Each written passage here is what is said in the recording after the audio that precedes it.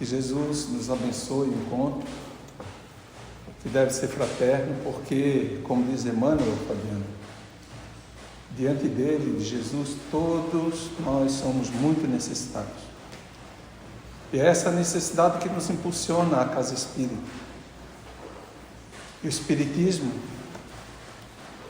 diferente um pouco, na sua proposta das demais religiões, ela chega ao mundo como uma promessa do próprio Mestre. Promessa dele, que naquele momento angustioso, que precedeu aquela ceia tão famosa entre os seus apóstolos, os apóstolos angustiados, porque ele havia anunciado que voltaria ao reino de Deus, e diante de toda aquela aflição dos seus discípulos, ele então promete a vinda entre nós de um novo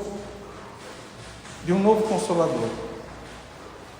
Consolador esse que viria relembrar os seus ensinos, porque ele sabia o que faríamos nós com os seus ensinos, com o seu evangelho de luz, com o seu evangelho que nos reapresentava Deus como Deus de justiça, de amor, de caridade, um Deus Pai, que compreende que todos nós somos irmãos. Então ele promete a vinda de um Consolador para relembrar o seu evangelho, porque sabia o que aconteceria durante esses 2000 anos, onde o homem, na sua ânsia de poder, na sua ânsia de dominação, modificaria os seus ensinos, estabeleceria entre nós todo um conjunto de ensinamentos, muitas vezes desvirtuados da realidade espiritual, dos seus ensinos profundos sobre espiritualidade, sobre o reino de Deus, mas principalmente que falava sobre justiça social. Então ele promete esse Consolador que viria relembrar, mas revelar muito mais, e ficaria eternamente conosco. O Espírito de verdade, que não pôde ser compreendido à sua época, que não pôde ser revelado todos os seus ensinos como nós recebemos quando Allan Kardec lança em 1857 o Livro dos Espíritos, consolidando essa promessa que viria não só relembrar os ensinos de Jesus, mas nos libertar nossas consciências a respeito de quem nós somos, a respeito de onde viemos e para onde vamos, explicando a nossa natureza, a nossa origem e o nosso destino como espíritos imortais. Então, quando viemos a uma casa espírita, ou quando nos propomos a buscar uma casa espírita, não devemos buscá-la no sentido de apenas buscar uma religião como outra qualquer, pois ela não é. A proposta da doutrina espírita é também libertar nossas consciências, pelos seus postulados reveladores, nos explicando essas leis que regem o nosso mundo, regem a nossa vida, regem a vida dos animais, das plantas, do universo. Revelar essas leis divinas nos quais estamos mergulhados e que somos por ela guiados, mas esse guiado respeitando o nosso livre-arbítrio, respeitando as nossas decisões e as nossas escolhas, pois é pelo nosso livre-arbítrio, meus irmãos, que nós construímos o nosso futuro, aquela felicidade a que Jesus havia se reportado entre nós quando esteve. Meu reino não é deste mundo. Que ele sabia que o nosso mundo, ainda na sua condição de albergue de espíritos tão atrasados, violentos, espíritos egoístas, orgulhosos, ainda tão distanciados do seu destino, que é a perfeição relativa a Deus, que é a pureza do coração, que é a elevação de alma, que nos faz compreender que todos nós somos irmãos e, por sermos irmãos, devemos então praticar a justiça de Deus, que não distingue ninguém, que não tem privilégios, que não privilegia, que não pune, porque é Pai, como Jesus nos ensinou. Mas então, qual é a causa dessas aflições que nos vemos a braços todos os dias, quando não conosco, com aqueles, muitos, aqueles que nós amamos, ou os nossos irmãos que compartilham a nossa existência conosco, estejam próximos ou distantes de nós, das crianças, daqueles que nascem perfeitos, daqueles que nascem na miséria, daqueles que nascem absolutamente sem nada, enquanto um punhado, um pouquinho de pessoas tem tanto. E a gente sabe disso porque toda a riqueza, praticamente toda a riqueza do mundo está concentrada em menos de 10% da população mundial. Então, enquanto houver essa injustiça social, haverá sofrimento. Mas quem que causa essa injustiça? Qual é a causa das nossas aflições? Falamos inicialmente que nós temos o livre-arbítrio. Este é um patrimônio do espírito imortal. E a doutrina espírita nos traz e nos revela a lei da reencarnação. Que não vivemos apenas uma vida onde muito pouco se explica a respeito daquilo que nós sofremos e passamos na vida. Porque se nós sofremos hoje coisas que não compreendemos, olhamos para trás e não vemos a causa, qual a causa então? Antes, nos diziam que era a vontade de Deus, então respeitávamos, porque nós estávamos nessa busca, enquanto outros se revoltavam contra Deus, desacreditando totalmente da religião que apresentava um Deus destituído daquilo que Jesus nos ensinou a compreender como Deus, de justiça, de amor e igualdade entre todos os seus filhos. Por que privilégios para um e por que punição para outros?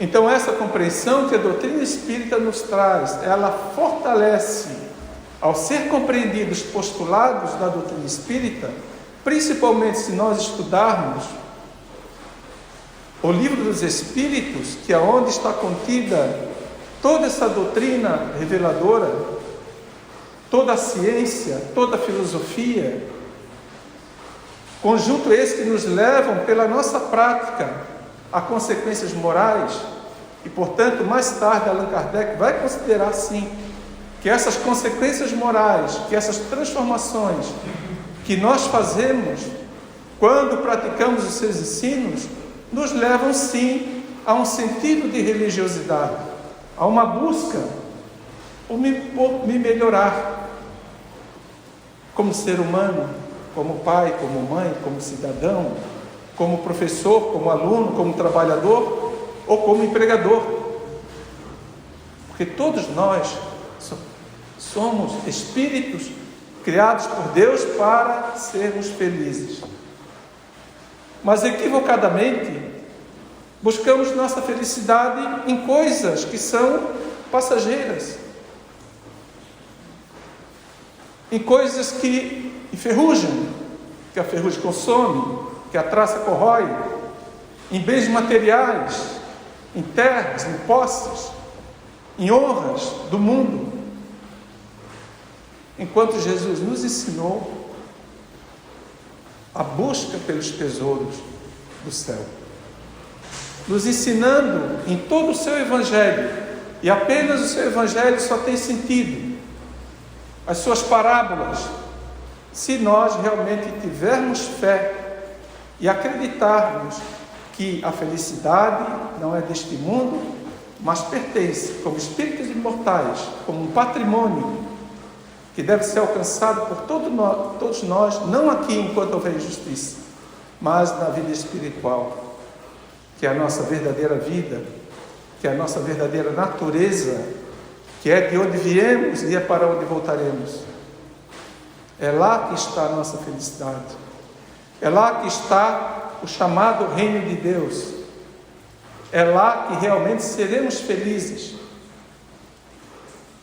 pela nossa passagem na terra necessária, e é por isso que Deus criou os mundos, é por isso que Deus criou a matéria para a evolução nossa, dos espíritos. Passamos por aqui de encarnação em encarnação, apenas com o objetivo de nos melhorarmos, de alcançarmos essa felicidade pela depuração, pela nossa decisão no bem, e não mais de causar sofrimento ou de querer construir felicidade à custa do sofrimento dos outros, passando por cima das pessoas, querendo ser feliz a toda custa, a todo custo. E assim a gente atropela as pessoas. Num equívoco que vamos, muitas vezes, ser levados a condições de sofrimento, porque a sementeira é livre para todos nós. Podemos semear neste mundo, nesta vida, nesta pequena passagem por este planeta, mais uma vez, equivocadamente, o sofrimento. Fazer escolhas que nos levem momentaneamente a estados de felicidade, mas nunca aquela felicidade duradoura. Há momentos fugidios. Sou feliz hoje, amanhã não sou mais. Descobri um câncer. Sou feliz hoje, amanhã um filho que falece inesperadamente. Sou feliz hoje, amanhã perco o emprego. A nossa felicidade é entremeada sempre por aflições. Então temos momentos felizes na passagem pela terra. Há pessoas que não têm momentos felizes na passagem pela terra. Há pessoas que buscam a origem das aflições, dos seus sofrimentos, e não encontram.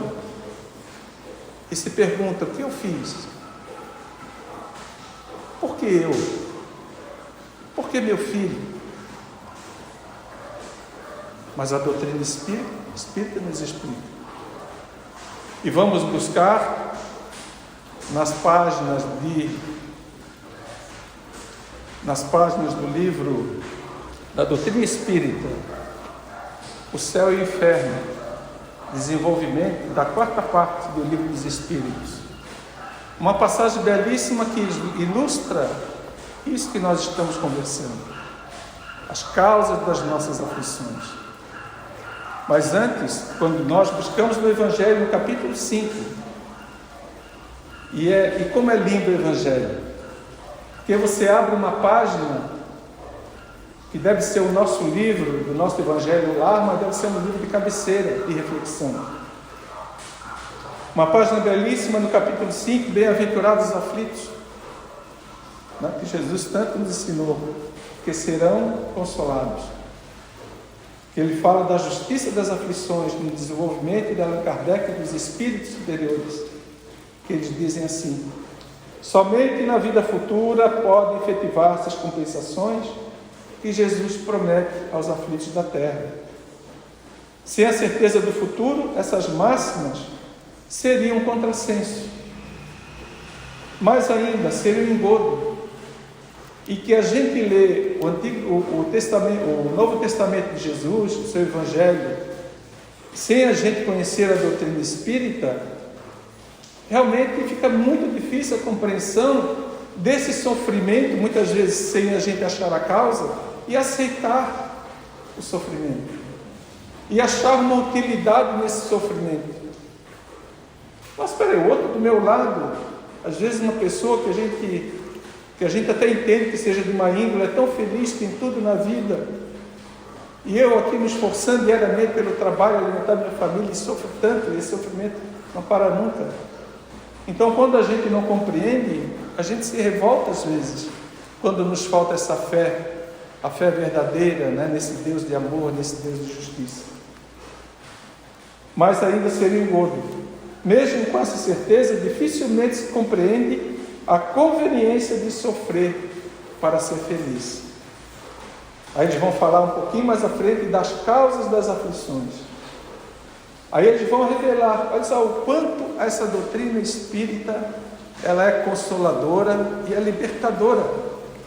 Eles vão falar sobre a causa das nossas aflições, de uma maneira que não chega apenas para nos consolar, mas também para chega a nossa razão.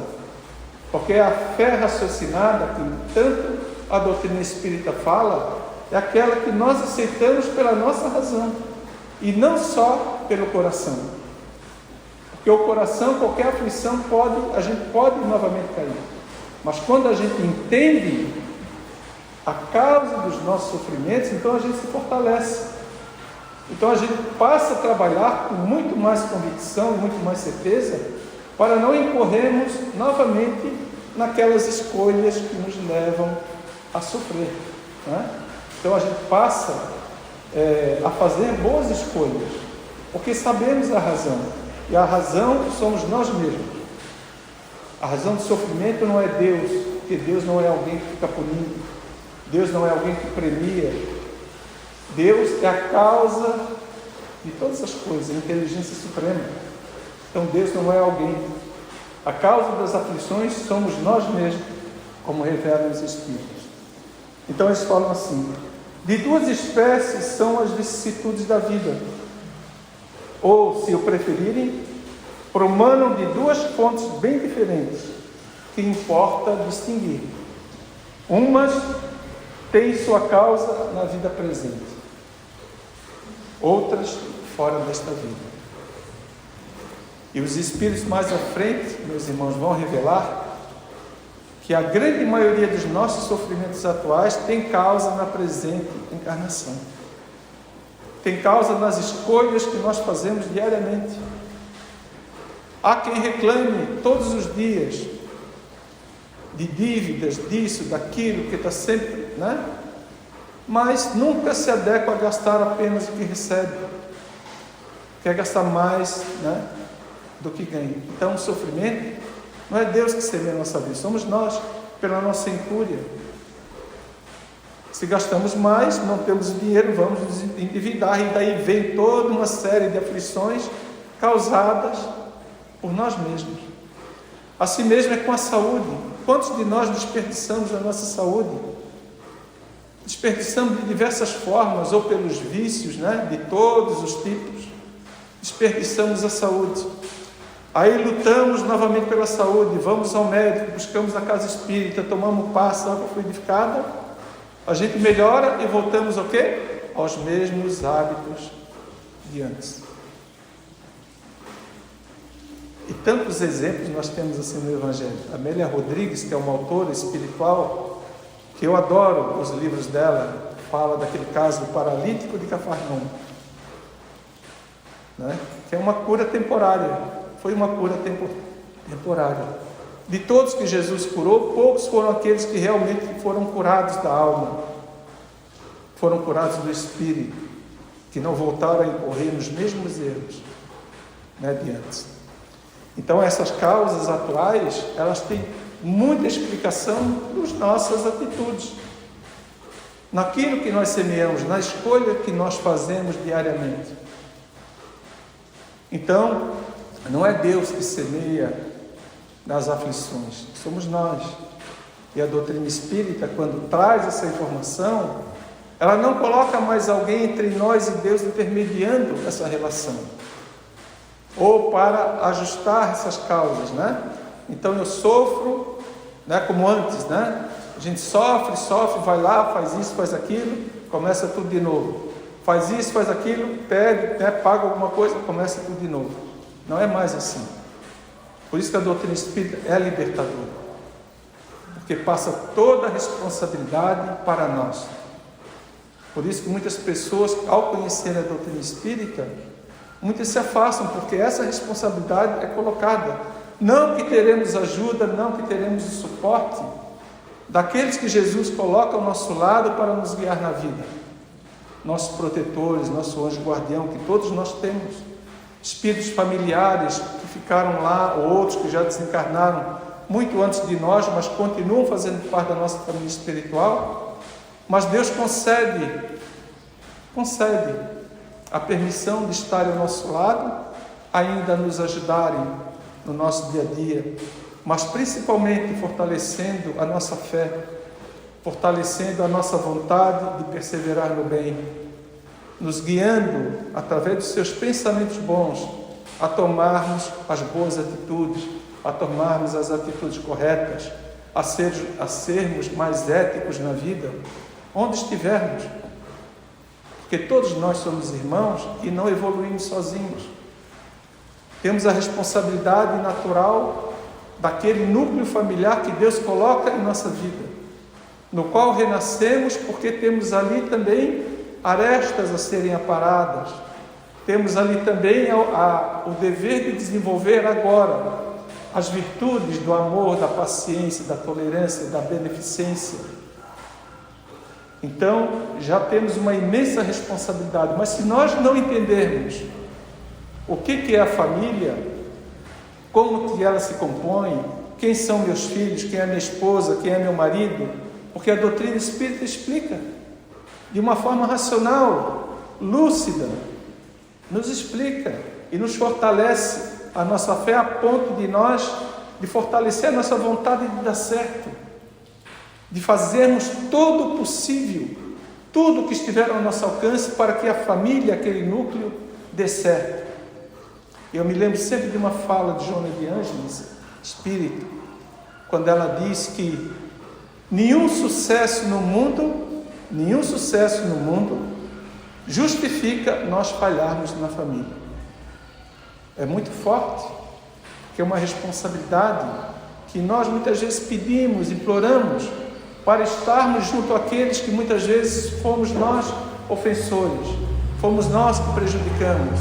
E agora Deus, na sua imensa misericórdia, na sua lei de justiça, amor e caridade, coloca todos nós juntos para um reaprendizado do amor pela tolerância, do amor pela bondade, do amor pela paciência, aparando arestas. É assim que vai se constituindo a grande família humana, a família universal, a família espiritual, que é muito maior do que a encarnada. Porque mesmo aqueles que nós fazemos inimizade e consideramos como inimigo, porque ou nos prejudicaram ou nós prejudicamos, haveremos de resgatar, haveremos de estar juntos novamente, até aprendermos a nos amarmos, até aprendermos a considerar aquele que nós ofendemos ou fomos ofendidos como um verdadeiro irmão. Então esse também fará parte da minha família. Por isso que Jesus tanto nos ensinou: antes de oferecer, de levar tua oferenda ao altar, volta e reconcilia-te com teu irmão.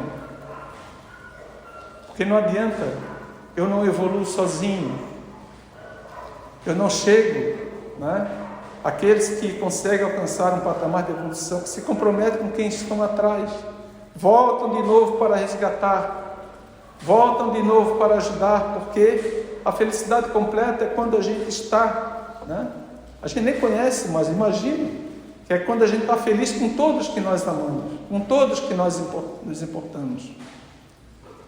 Então, quando todos são felizes, eu também sou feliz.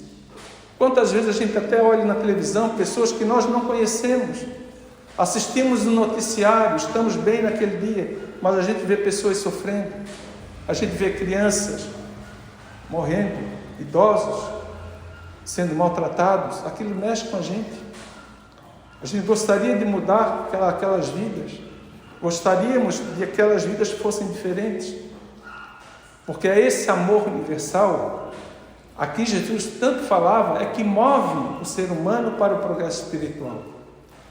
No mundo a gente desenvolve muita inteligência, mas não evoluímos só pela inteligência. Há que se desenvolver também o nosso lado moral, espiritual. São duas asas que caminham junto e que nos levam à sabedoria. Mas para ilustrar essa questão das aflições e da justiça das aflições, a querida Fabiana me mandou um texto que eu adorei, porque não tinha lido ainda, Fabiana, que nos traz uma reflexão importantíssima sobre essa questão dos sofrimentos. É sobre a senhora, está lá em o Evangelho, o Céu e o Inferno, na parte que fala sobre as expiações terrestres. Fala de uma senhora, já na casa dos 70 anos, que tem uma filha. E essa senhora sofreu a vida inteira.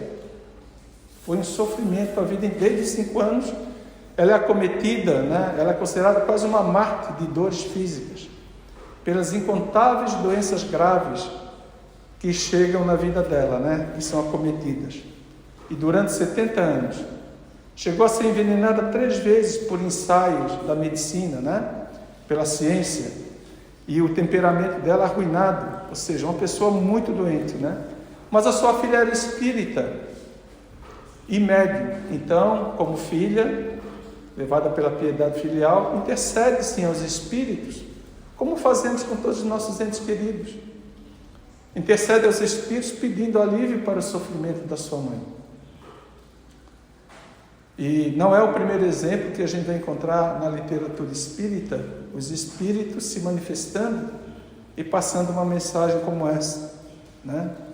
E o espírito se manifestou falando para essa, no caso para a filha, que tudo tem sua razão de ser na existência humana. Ele começa assim essa mensagem que ele dita para a filha: tudo tem uma razão de ser na existência humana. Não há um único dos sofrimentos que causastes que não encontram eco nos sofrimentos que suportais. Então, a repercussão das nossas escolhas, daquilo que nós semeamos. Nenhum dos vossos excessos que não encontre um contrapeso em uma de vossas privações. Nem uma lágrima cai de vossos olhos sem ter de lavar uma falta, às vezes até um crime. Porque a gente não sabe o que foi no passado, o que a gente fez, o que nós semeamos, quem fomos. Aí ele continua: aguentai então com paciência e resignação vossas dores físicas ou morais, por mais cruéis que vos pareçam, e pensai no cultivador cujos membros pendem de cansaço, mas que continua sua obra sem se deter, pois tem sempre diante dele as espigas douradas que serão os frutos da sua perseverança. Tal é o destino do infeliz que sofre na vossa terra. Planeta de provas e expiações, né? Como a gente sabe. A aspiração para a felicidade, que deve ser o fruto da vossa paciência, torná-lo-á forte contra as dores passageiras da humanidade.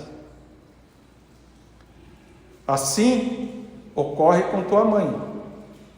Cada dor que ela aceita como uma expiação é uma mancha apagada no seu passado.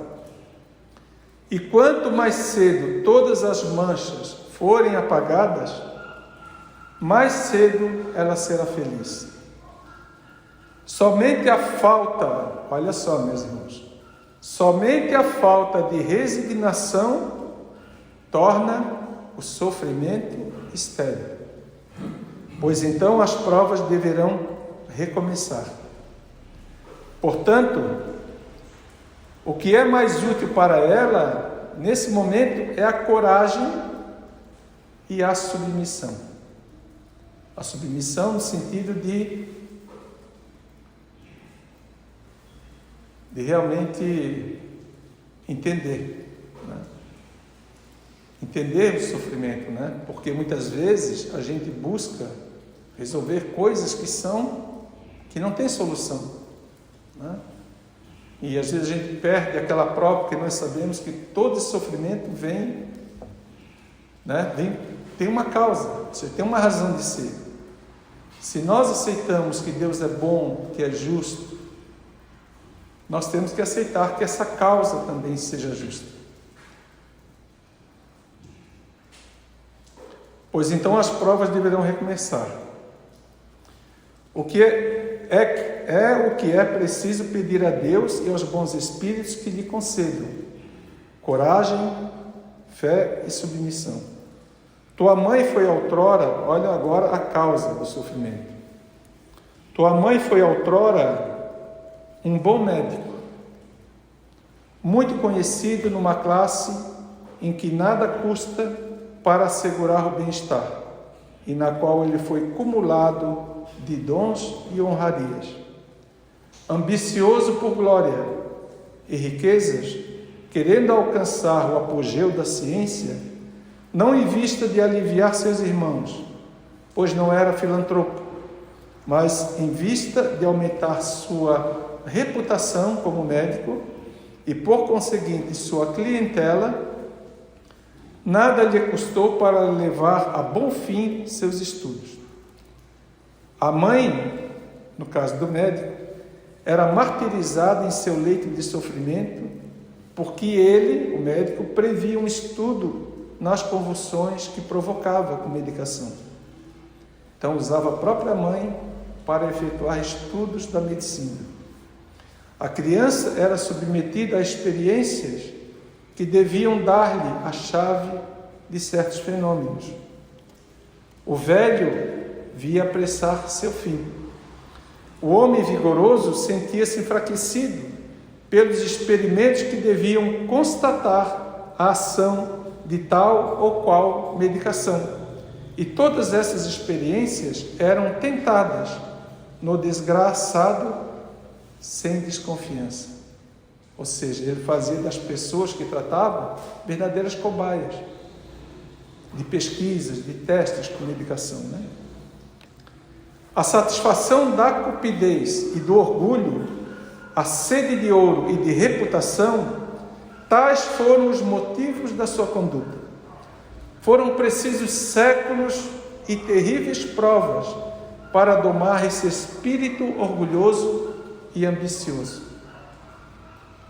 Depois, o arrependimento começou sua obra de regeneração. E a reparação está terminando, pois as provas dessa última existência são brandas perto das que ele já aguentou. Portanto, coragem. Se a pena foi longa e cruel, a recompensa concedida à paciência, à resignação e à humildade será grande. Coragem, vós todos que sofreis. Pensai no pouco tempo que dura vossa existência material. Pensai nas alegrias da eternidade. Chamai a vós a esperança, esta amiga devotada pelo coração sofredor. Chamai a vós a fé, irmã da esperança, a fé que vos mostra o céu onde a esperança vos faz penetrar antes do tempo. Chamai também a vós estes amigos que o Senhor vos dá, que vos rodeiam, que vos apoiam, que vos amam, e cuja constante solicitude vos leva de volta àquele que havias ofendido ao transgredir as suas leis. Beleza de comunicação, né? Tão elucidativa, tão explicativa, né? É um alerta para todos nós.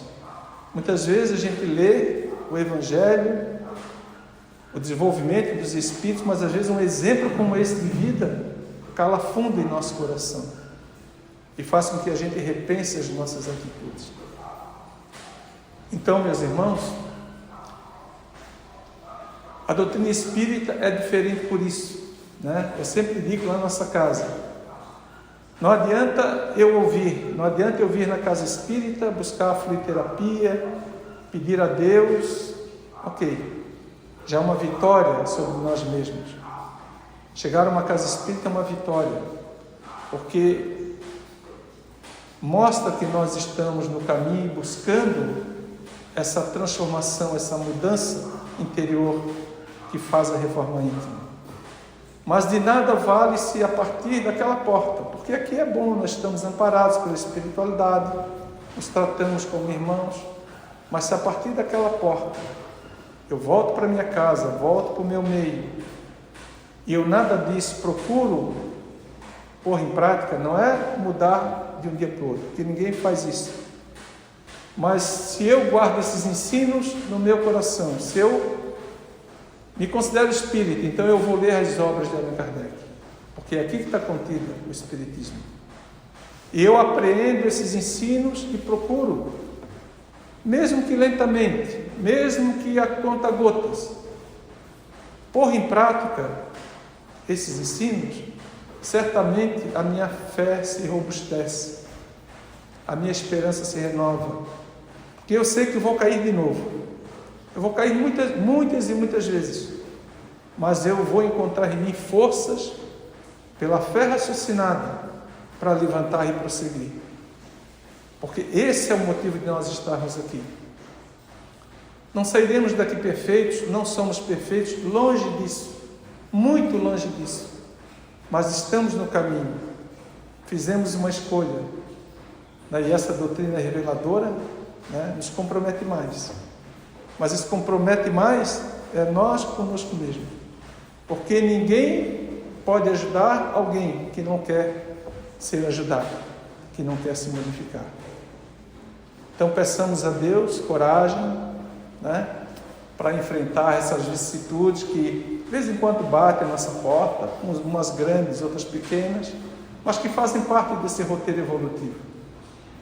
Peçamos sempre pela prece a inspiração desses queridos mentores que foram colocados por Deus ao nosso lado, a nos inspirar para que eles nos deem força, nos deem coragem, nos incentivem sempre no bem. Mas de nada disso adianta se eu, pelas minhas atitudes no dia a dia, der provas ao contrário disso. Então tudo é escolha na vida, meus irmãos. Então peçamos a Deus fortaleza moral, espiritual para prosseguir, porque estamos no caminho. Que Deus nos abençoe a todos. Uma boa noite. Obrigado, Fabiana. A casa que sempre nos recebe com muito carinho. Uma boa noite a todos. Obrigada, Sérgio. E coragem.